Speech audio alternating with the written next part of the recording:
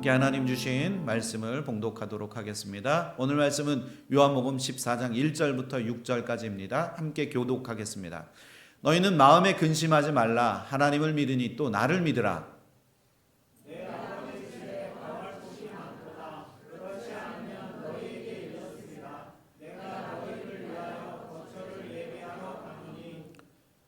가서 너희를 위하여 거처를 예비하면 내가 다시 와서 너희를 내게로 영접하여 나 있는 곳에 너희도 있게 하리라.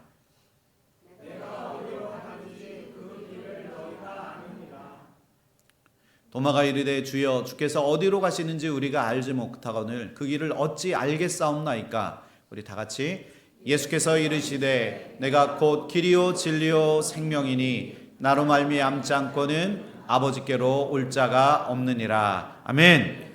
자리에 앉아주시기 바랍니다. 기도하겠습니다. 성령 하나님, 오늘 이 자리 가운데 오셔서 우리의 삶을 주관하여 주옵소서. 주님이 우리의 길이요 진리요 생명이심을 믿음으로 고백하게 하여 주시고, 그래하여 영원한 생명을 누리는 우리 사랑하는 새소망교회 모든 성도들 되어줄 수 있도록 역사하여 주옵소서. 오늘 주신 말씀을 우리의 마음판에 새기기를 소원합니다. 우리의 마음에 정말 모셔서 정말 주님이 우리의 구원자이심을 날마다 고백할 수 있는 모든 성도들 될 수 있도록 주님 역사하여 주옵소서. 우리에게 간절한 기도 주님께서 들어주시고 응답하여 주시기를 소원하며 예수 그리스도의 이름으로 감사하며 기도하옵나이다. 아멘. 네, 오늘 말씀의 제목은 너희는 마음에 근심하지 말라입니다. 국제 여론조사 그 업체 입소스라는 업체가 있는데요. 2021년도 10월 코로나가 시작되고 그해 이제 10월인데 그때 10월에 발표한 한국, 미국, 독일, 일본 그리고 총 28개국에서 성인을 대상으로 21,516명을 대상으로 해서 이제 세계의 걱정거리라는 그런 여론 조사를 실시했다고 합니다.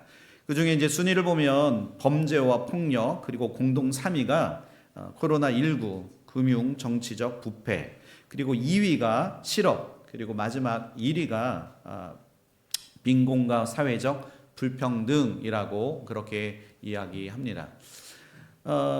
이와 같이 우리는 많은 걱정과 근심 속에 우리는 살아갑니다. 이 자리에 저는 근심과 염려와 걱정 없습니다라고 할 수 있는 사람 혹시 있으십니까? 단 한 사람도 없을 거라고 생각합니다.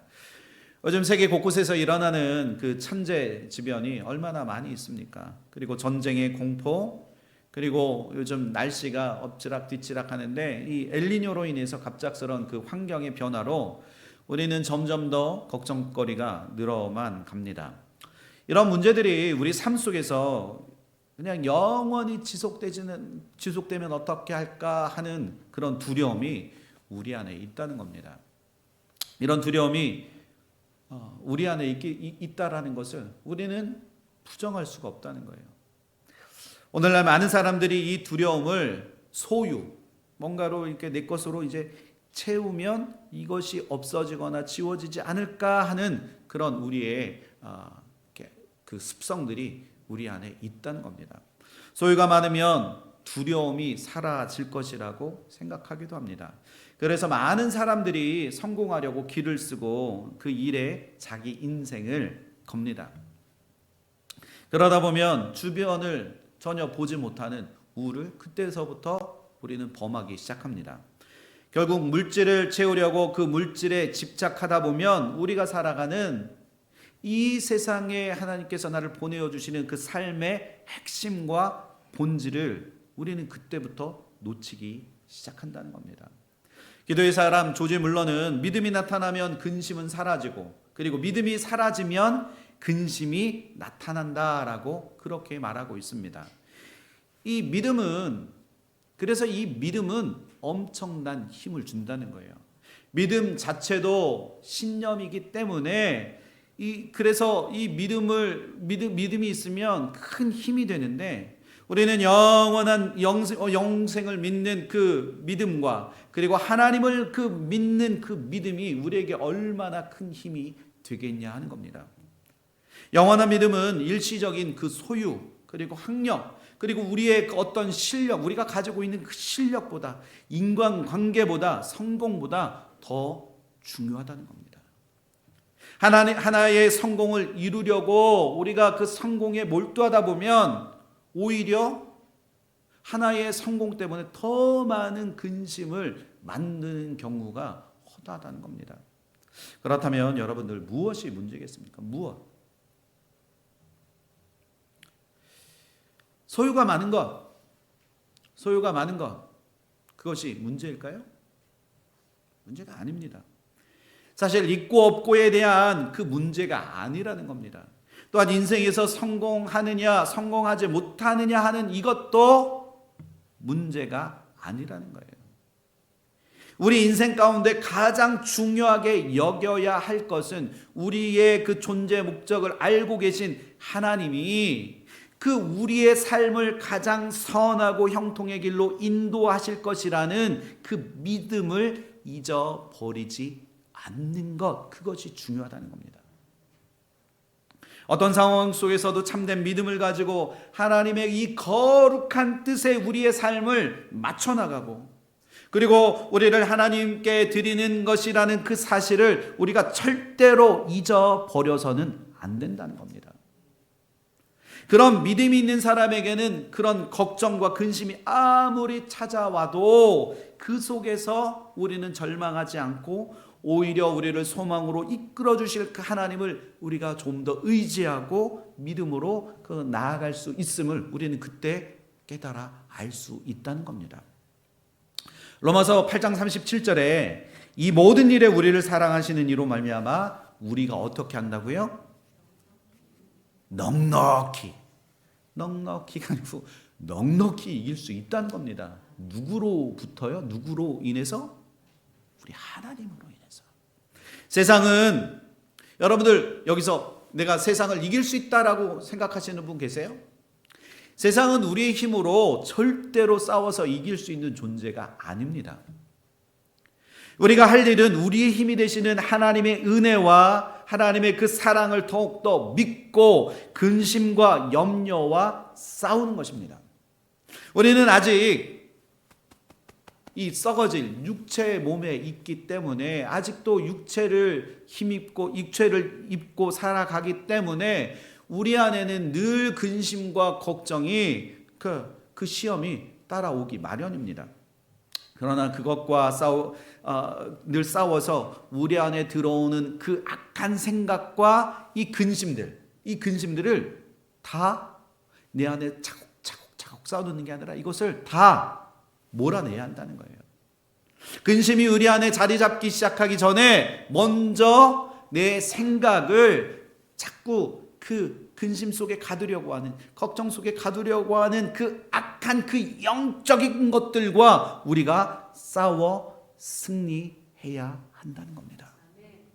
고린도후서 7장 10절에 보면 하나님 뜻대로 하는 근심은 후회할 것이 없는 구원에 이르게 하는 회개를 이루는 것이요 세상 근심은 사망을 이루는 것이다 라고 말씀합니다. 고린도후서의 이 말씀처럼 하나님의 뜻에 맞게 근심은 우리를 회개에 이르게 하는 그 도구로 우리를 사용해 주셔서 우리가 하나님의 구원에 이르게 하는데 그 힘을 준다는 겁니다. 결국 하나님의 뜻 안에 그 모든 것이 합력하여 선을 이루는 것이기 때문에 우리가 세상에서 오는 그 두려움을, 근심과 걱정을 두려워할 필요가 없다는 겁니다. 그러나 하나님의 뜻과 다른 그 세상 일로 근심하는 그것은 마지막에 어떻게 우리를 끌고 가냐? 바로 죽음에 이르게 한다는 겁니다.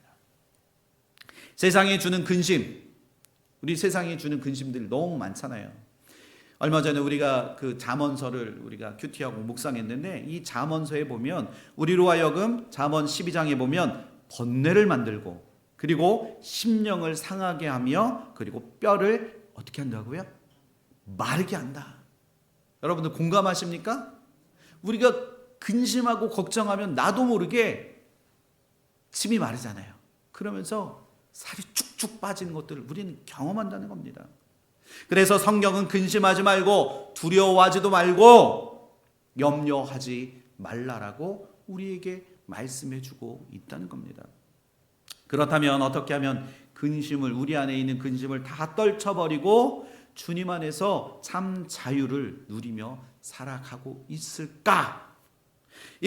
우리는 이것을 오늘 본문에서 주신 이 말씀을 통해서 우리가 오늘 말씀을 통해서 한번 살펴보겠습니다. 자, 첫 번째는 하나이신 하나님과 예수님을 믿으시기를 축원합니다. 오늘 우리가 읽은 이 14장 말씀부터 시작해서 앞으로 이제 16장까지 쭉 계속 이어지는 이 말씀을 뭐라고 하냐면 소위 다락방 강화라고 불리는 말씀입니다.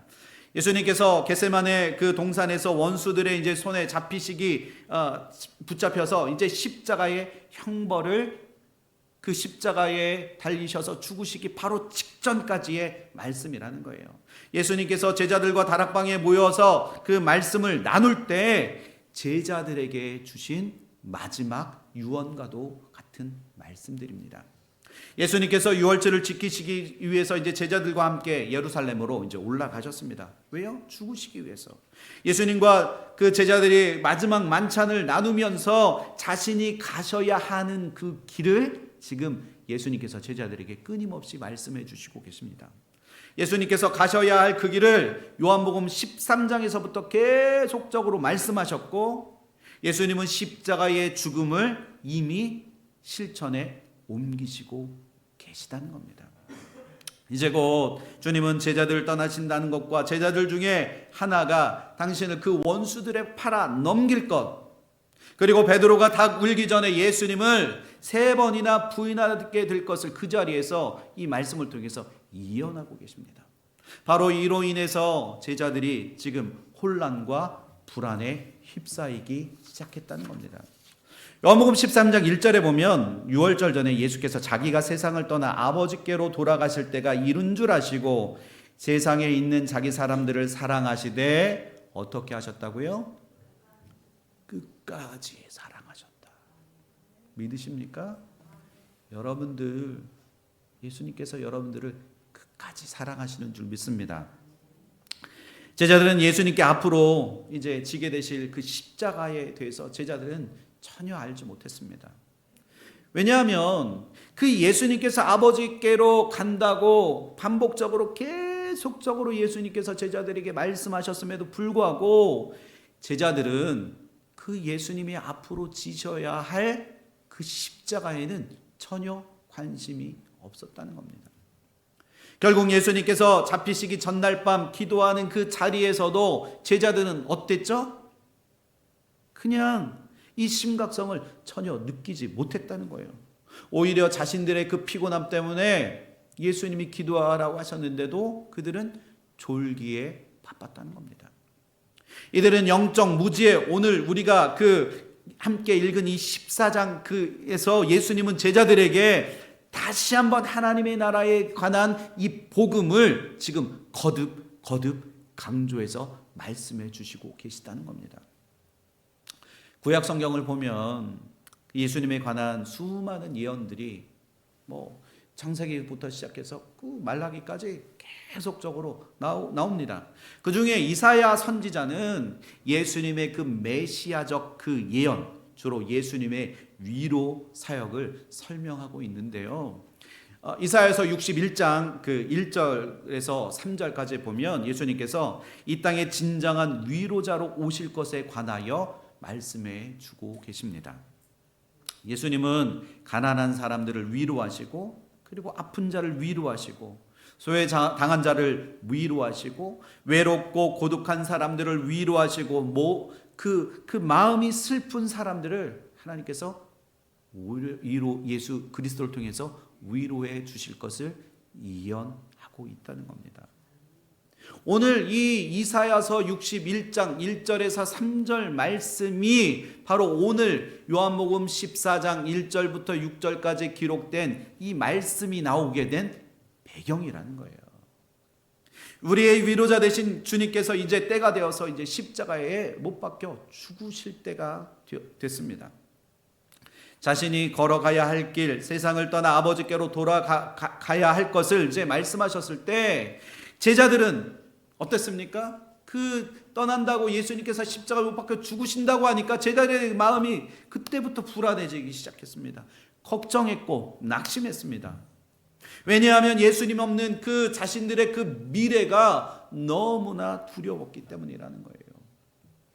이런 치밀한 분위기 속에서 예수님은 제자들에게 이 이사야서 61장의 말씀을 통해서 그들에게 위로의 말씀을 전해주십니다. 그 말씀이 오늘 요한복음 14장 1절이라는 거예요. 우리 한번 14장 1절 한번 읽어보실까요? 시작.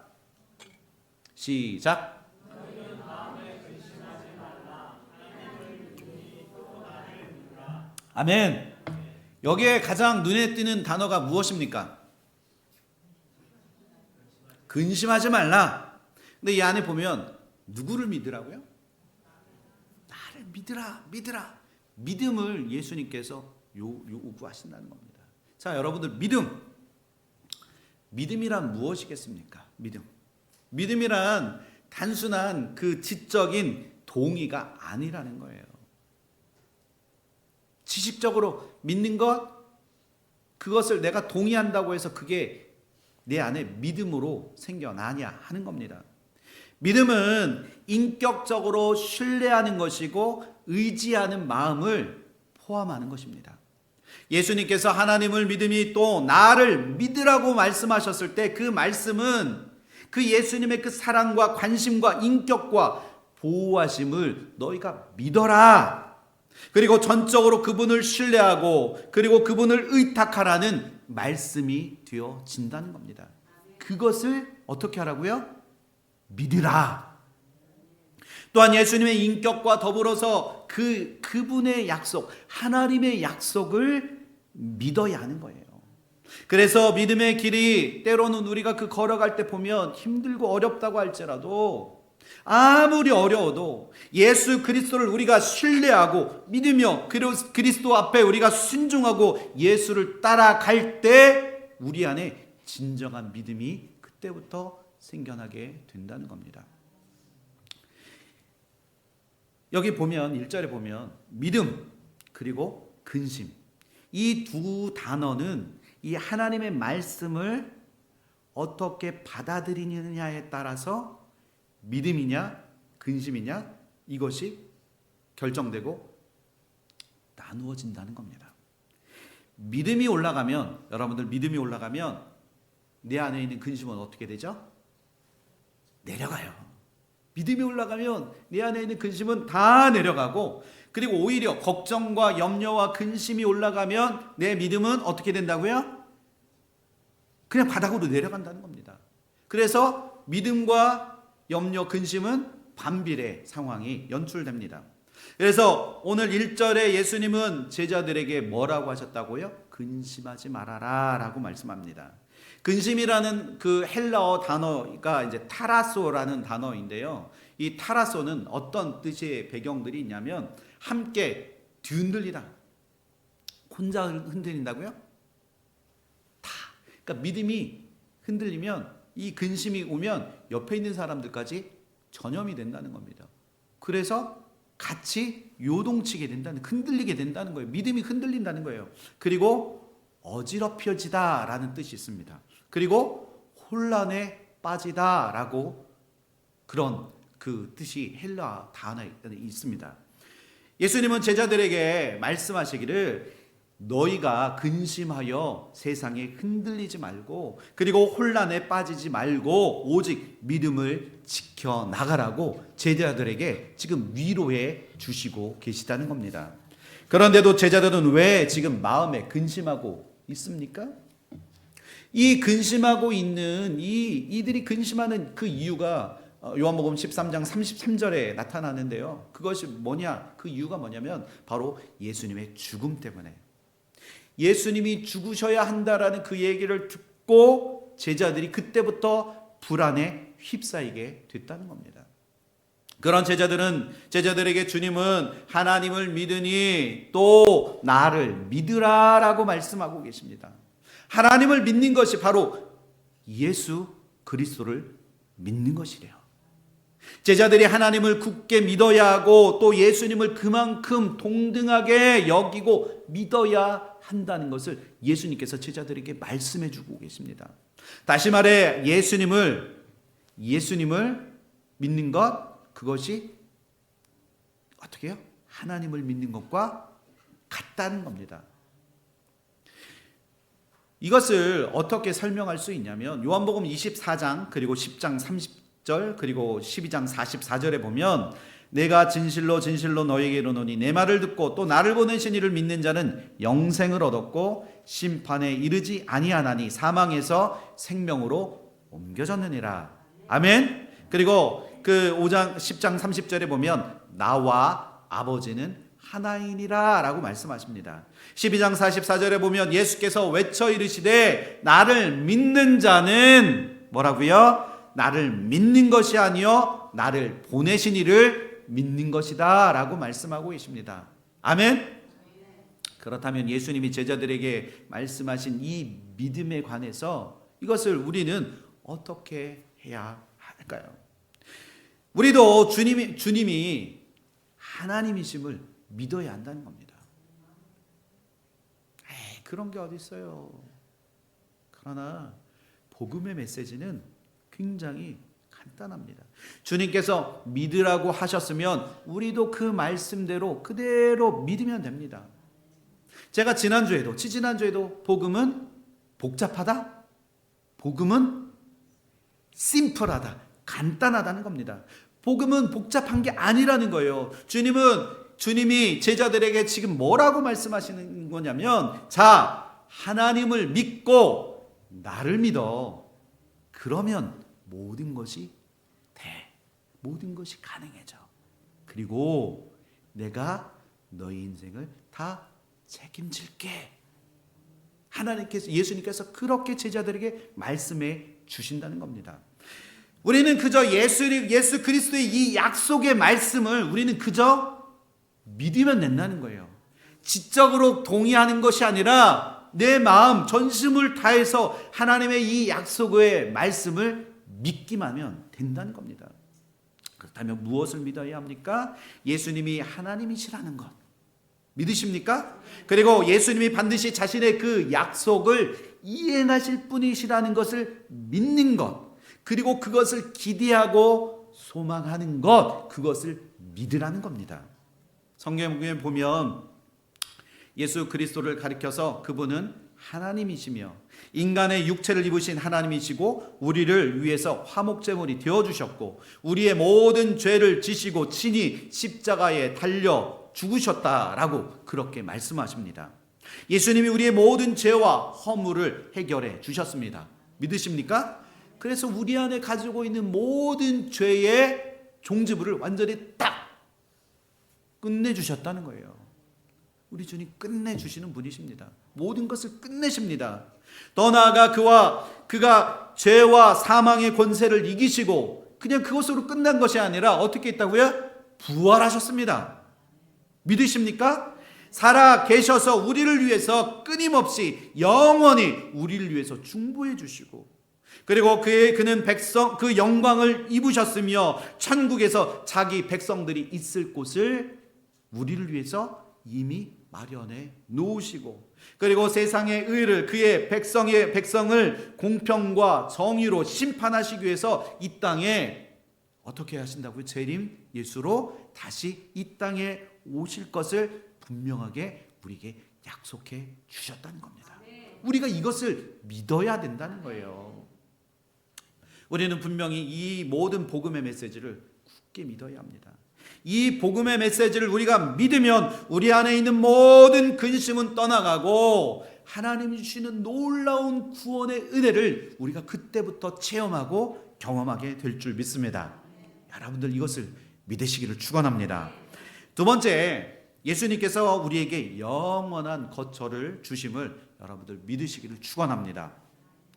요한복음 14장 2절 3절 우리 한번 읽어보실까요? 시작.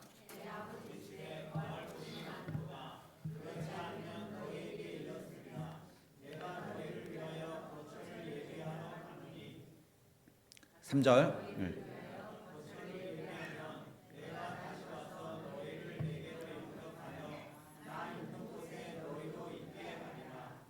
아멘. 자, 이것을 그 개역 개정 버전을 새 버전 새 번역본으로 제가 한번 읽어드릴게요.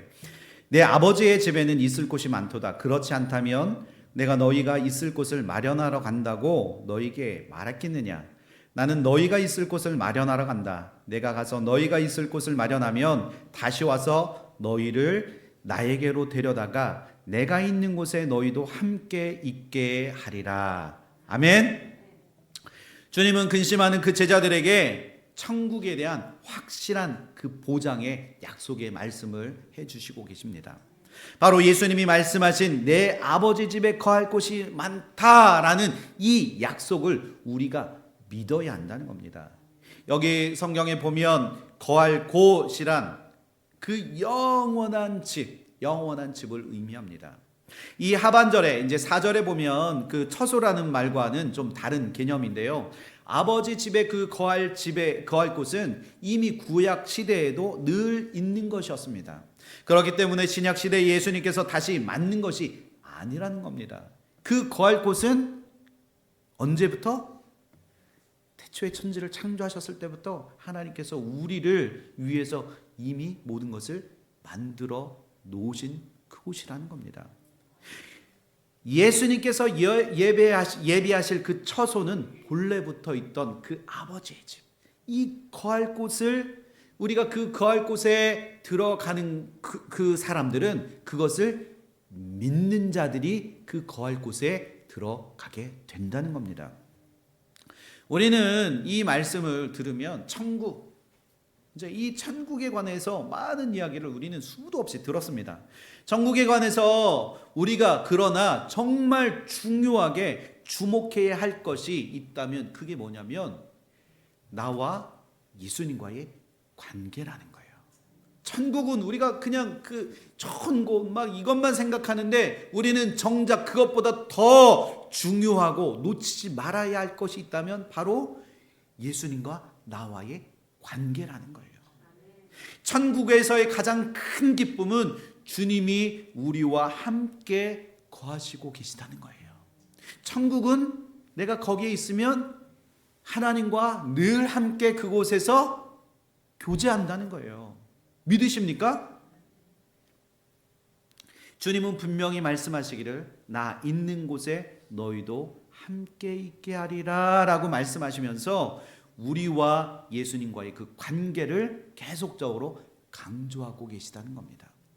주님은 제자들에게 천국을 당신과 영원히 함께 하실 곳으로 지금 말씀해 주시고 계십니다. 주님이 떠나심으로 인해서 제자들이 불안하고 두려워하는 그 제자들에게 내가 너희와 늘 함께 할 것이고 그리고 바로 그곳을 내가 준비하고 다시 너에게로 돌아올 것이다 라고 예수님께서 제자들에게 말씀해 주시고 계시다는 겁니다. 이 말씀들을 우리가 생각해 보면 중요한 것은 결국 주님에 대해서 관심이 없는 분, 나는 주님 만나러 오는 게 아니라 친구 만나러 오니까 I don't care. 나는 교회에 주님이 계시든 안 계시든 상관이 없어. 이렇게 주님에 대해서 관심이 없는 분은 이 땅에서 그 천국을 누릴 수가 없다는 겁니다. 늘 주님을 사랑하고 주님을 신뢰하며 주님을 의지하는 성도가 이 땅에서 하나님 주시는 진정한 하나님의 자녀가 되어지는 줄 믿습니다. 무엇보다도 주님과의 친밀한 관계에 우리가 집중해야 합니다. 주님은 우리가 이 세상에서 주님의 영광을 위해서 이걸 할까? 저걸 할까? 자꾸 우리는 그 주님과의 관계보다도 자꾸 내가 무엇을 하려고만 우리는 그것에 관심이 더 있다는 겁니다. 그러나 우리와의 관계, 우리와 주님과의 관계, 특별히 나와 주님과의 친밀한 관계를 주님은 가장 그 관계를 집중하고 계시다는 겁니다. 그것을 원하시고 계시다는 거예요. 여러분들 믿으십니까? 주님과 동행하는 삶을 살지 못하면 천국에서 주님을 배웠을 때 우리가 얼마나 어색하겠습니까? 우리가 주일날 교회에 나올 때도 한 주 이렇게 오늘 나오고 다음 주에 안 나오고 다다음 주 안 나오고 또 그 주에 안 나오고 무려 한 달 정도만 우리가 교회를 비웠다고 한번 생각해 보십시오. 그러면 그때 딱 나오면 뭔가 어색하잖아요. 그렇지 않습니까? 저만 그런가요? 저만 그런가요? 저도 한 주 교회를 이제 뭐 어디 갔다가 이렇게 하면 뭔가 어색합니다. 근데 매일같이 오고 매일같이 오고 매일같이 오면 교회가 오히려 더 친근해지고 그리고 더 주님과의 그 깊은 사귐과 교제가 그 안에 있다는 겁니다. 그러나 우리가 계속적으로 빠지게 되면 결국 예배를 드리는 것도 그 어색해지고 주님과의 친밀함도 사라지게 된다는 겁니다. 우리에게 이 땅에서의 그 삶이 주어지는 이유가 무엇이겠냐? 우리가 이것을 깊이 한번 생각해 봐야 한다는 겁니다. 이 세상에서 주님과의 그 친밀한 관계 안에서 우리가 참된 기쁨을 누릴 때 우리는 그 안에서 천국을 꿈꾸고 소망하기 시작한다는 겁니다. 주님이 허락하실 영원한 처소를 소망하는 것은 천국에서 함께 하실 주님을 꿈꾸고 소망하는 것이 되어진다는 겁니다. 이 믿음이 우리를 이 땅에 사는 동안 근심하지 않는 성도로 살아가게 해줄 줄 믿습니다. 그래서 우리는 이 믿음, 이것을 우리의 그 주님과의 그 친밀함 속에서 나에게 영원한 처소를 마련해 주실 그 주님과의 깊은 사귐과 교제를 해나가는 것을 끊임없이 여러분들이 믿음으로 고백하셔야 한다는 겁니다. 세 번째, 예수님은 길이요 진리요 생명이심을 여러분들 믿으시기를 축원합니다. 예수님은 우리가 있어야 할 곳을 마련하러 가신다고 오늘 말씀에 그렇게 기록하고 있잖아요. 이것이 바로 예수님이 죽으셔야 하는 이유입니다. 네? 이것 때문에 예수님이 죽으셔야 한다고요? 예수님이 죽으셔야 한다는 겁니다. 예수님의 죽음이 없이는 우리가 절대로 아버지가 계신 그 천국으로 우리가 들어갈 수가 없다는 겁니다. 믿으십니까? 그래서 우리는 예수 그리스도의 죽으심과 다시 살아나심, 곧 구속의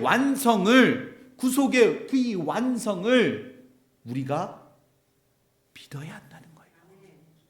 예수님은 먼저 우리가 가야 할 모든 길을 친히 모범이 되어 주셔서 그 모든 길을 우리에게 보여 주셨습니다. 그리고 하늘에 있을 곳을 미리 예비해 주셨습니다. 그것을 여러분들 믿으시기를 축원합니다. 요한복음 14장 4절에 보면 내가 어디로 가든지 그 길을 너희가 아느니라 말씀합니다. 이 예수님은 이 14장 이전에 자신이 정말 가야 하는 길, 그 길이라는 것을 그 하나님께로 가는 길이라는 것을 제자들에게 끊임없이 말씀해 주셨는데요. 이 10장 1절의 말씀에 보면 예수님 자신을 뭐라고 말씀하셨냐면 양의 문이다라고 말씀해 주셨습니다. 그래서 6절에 보면 도마의 질문에 예수님이 뭐라고 말씀하시냐면 그 길 그리고 the way라고 그렇게 말씀하십니다. 주님이 나와 우리를 대신해서 그 길이 되시기 위해서 십자가를 지시는 큰 고통을 당하신 것입니다. 예수님은 우리 인간이 겪어야 하는 그 고통으로 우리 대신에 나 대신에 그 모든 십자가를 대신 지셨고 그 고통을 당하셨기 때문에 우리는 주님이 당하신 그 고통으로 인해서 우리는 그 길을 더 편하게 갈 수 있게 되었다는 거예요. 여러분 믿으십니까? 믿으십니까? 요한복음 14장 6절에 예수께서 이르시되 내가 곧 길이요 진리요 생명이니 나로 말미암지 않고는 아버지께로 올 자가 없느니라 라고 말씀하십니다. 예수님은 당신 자신을 길과 진리와 생명이 되신다고 말씀하십니다. 여기서 중요한 것들이 있는데요. 지금 여기 그 밑에 보면 영어 성경이 있잖아요. 거기 보면 and로 연결된 그 세 단어가 나옵니다. 이 헬라어로 이 단어들이 사용되어질 때 보면 이 첫 번째 길과 진리와 생명 이 세 단어가 있잖아요. 근데 두 번째와 세 번째 단어는 주로 이렇게 이제 그 헬라어에서 보면 이 첫 번째 단어를 보충해서 설명해 주는 그 의미로 사용되어진다는 겁니다. 그래서 이 6절을 다시 해석하면 어떻게 되는 거냐면, 내가 곧 길인데, 뭐라고요? 내가 곧 길인데, 그러면서 보충 설명하는 게, 그 길은 진리와 생명의 길이다. 믿으십니까? 이런 뜻이 된다는 거예요. 내가 곧 길이다. 근데 그 길은 진리와 생명의 길이다. 그 길을 가면 진리가 있고 그 길을 가면 생명이 있다는 말씀이라는 거예요. 예수님은 우리의 길이 되십니다. 그래서 그 길을 따라가면 그것이 바로 진리가 되어진다는 겁니다. 생명이 되십니다. 예수 그리스도가 아니면 우리는 결단코 아버지가 계신 그 집에 우리는 갈 수가 없다는 겁니다. 이 6절 길과 진리와 생명이라는 말을 헬라 원문에서 보면 지금 이 관사 호라는 것들이 붙는데요. 거기에는 보면 이것은 길과 진리와 생명을 거기서 그래서 더 길, 그 진리, 그 생명, 이것을 의미한다는 겁니다. 그래서 그 길은 어떤 길이라고요? 유일한 길이라는 거예요. 그 길밖에 없다는 거예요. 여러분들 믿으십니까? 그 길, 유일한 생명의 길이 바로 예수 그리스도라는 겁니다. 사도행전 4장 12절에 보면 뭐라고 말씀하시냐면, 우리 한번 다 같이 한번 읽어보실까요? 시작. 다른 이로서는 구원을 받을 수 없나니 저나 사람 중에 구원받을 만한 다른 이름을 우리에게 주신 일이 없음이라. 아멘. 믿으십니까? 우리에게 다른 이름으로 우리에게 구원의 길을 주신 적이 단 한 번도 없으심을 여러분들 믿으시기를 축원합니다. 비록 우리 인생길이 막힌 것 같아서, 그리고 너무 힘든 그 길을 걸어간다 할지라도 우리가 염려할 필요가 없다는 게 바로 여기에 있다는 겁니다. 미래는 반드시 예수님을 믿는 자의 것이 될 줄 믿습니다. 예수님을 그저 붙잡고 나가기만 하면 그 발걸음은 결코 헛된 발걸음이 되지 않은 줄 믿습니다. 가끔 우리의 삶을 가다 보면 막힌 것도 같고, 그리고 힘든 그런 상황이 우리에게 펼쳐진다 할지라도 여러분들 이 말씀을 의지하면서 그 모든 그 염려와 근심 다 떨쳐버리시기를 축원합니다. 그때 주님이 우리의 그 길 되심을 의지하고, 더욱더 우리 안에 필요한 것은 믿음의 뿌리를 깊이 내려서 주님만 믿습니다. 주님이 가라 하신 그 길대로 우리가 그 길대로 순종하며 가겠습니다. 그렇게 하면 주님께서 우리의 그 모든 그 길을 새롭게 열어주신다는 겁니다. 여러분들 이것을 믿으면 우리는 더욱더 축복된 존재가 되어줄 줄 믿습니다. 왜냐하면 빌립보서 4장 13절의 말씀처럼 내게 능력 주시는 자 안에서 내가 어떻게 한다고요? 모든 것을 할 수 있다. 그러나 내가 하려면 그 모든 것은 불가능해진다는 겁니다. 주님이 함께 하실 때 그 모든 것이 가능해진다는 거예요. 여러분들 아픔이 있으십니까? 염려와 불안 속에, 수많은 스트레스 속에 쌓여서 그렇게 살고 계십니까? 남들이 나를 보면 너무 좋은 것 같이 보여져서 나를 부러워하는 것 같지만 정작 내 마음은 썩어져가는 그 아픔이 여러분들 있지 않습니까?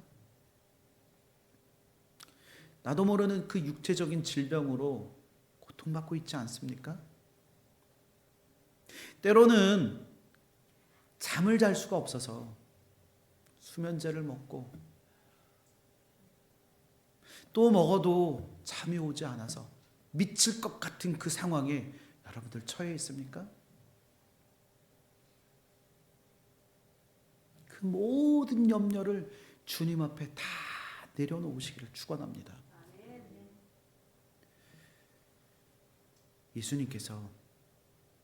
오직 예수님께서 진리와 생명이 되신다는 것, 이것을 굳게 여러분들이 믿으시면 우리가 그 믿는 그 믿음을 통해서 우리를 하나님이 인도하시는 그 첫 천국으로 우리를 인도해 주실 줄 믿습니다.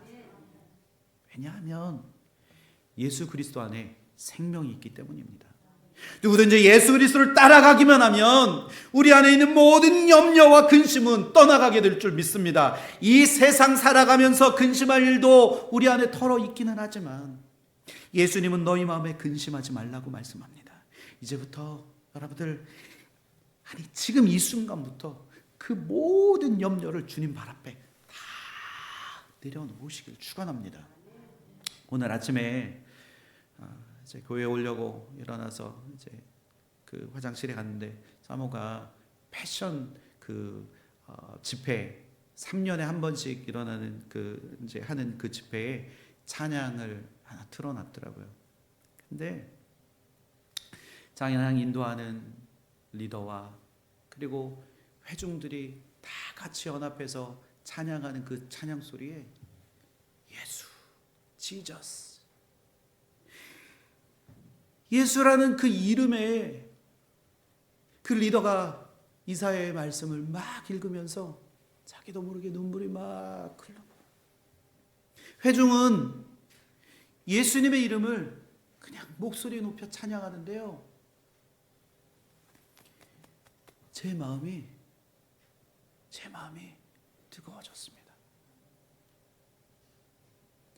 그 어떤 것도 아니라 예수 그리스도 그 이름을 우리가 송축하고 높여 예배하는데 감격이 있더라고요. 눈물이 있더라고요. 회복이 있더라고요. 치유가 일어나더라고요. 우리가 이 자리에 나올 때 우리는 얼마나 예수 그리스도를 사모하며 이 자리에 나오십니까? 우리의 염려와 근심으로 예수 그리스도의 이름은 빠져버리고 우리의 염려로 인해서 그 믿음은 사라져버린 채 이 자리에 나오고 있지는 않습니까?